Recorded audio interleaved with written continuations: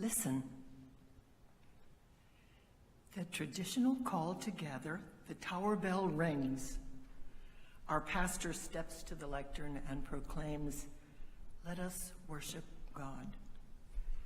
In this historic sanctuary for more than 150 years, we and our fathers and mothers before us have come together to glorify God, to hear the preaching of the word, and to celebrate the sacraments, one of which we have just celebrated. In worship, we have dedicated our children and ourselves to God.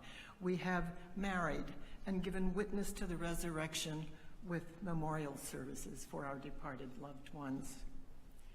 Truly, as Joe Foley has so eloquently shown us, the important passages of life occur in the context of worship. Worship is the one place where our very diverse congregation comes together week in and week out, where we are together as the community of believers. It is the center of our Christian life.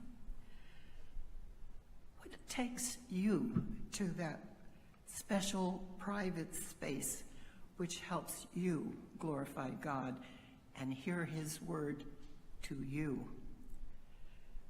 We seldom think about the elements of worship and how they come together to provide us that experience, do we? Do you know how many hours of thought and study go into the preparation of the sermon? Or think about the music team, communication, and research time to select just the right music to support the sermon theme. The bulletin in your hand requires office staff, pastoral input, music team, as well as volunteers, and lots of other input, just to put it in your hands every Sunday. The soundboard, microphone, and digital streaming takes hours of staff time in volunteer training and volunteer service.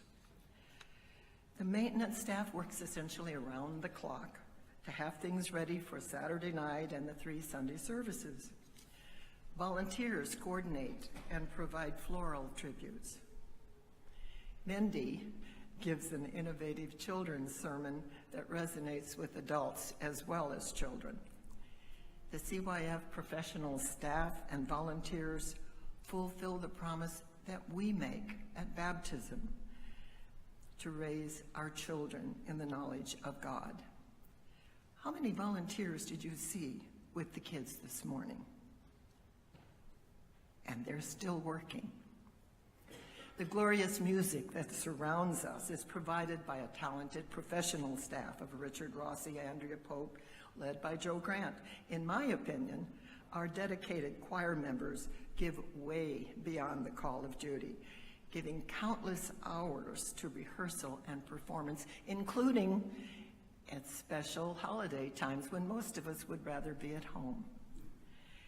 As you think about your financial pledge this week, if you haven't already done so, remember that about 2/3 of the annual budget goes to fund the salaries for our unusually talented and dedicated staff. The Bible tells us that humankind does not live by bread alone, but it is certainly true that we cannot live without it. I hope that you've heard me mention a key thing that undergirds the staff in all of their work and us in our worship. Can you tell me what it is? Well, it's volunteers. But the Reformation brought us into a priesthood of all believers. We are all responsible for the life of this community.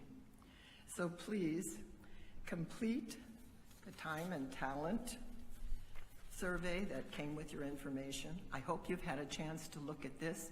It gives you some of the other opportunities for service, like our compassion ministry.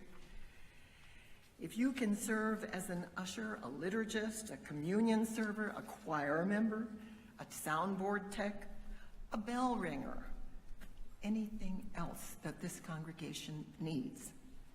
Please step up and do your part. Thank you.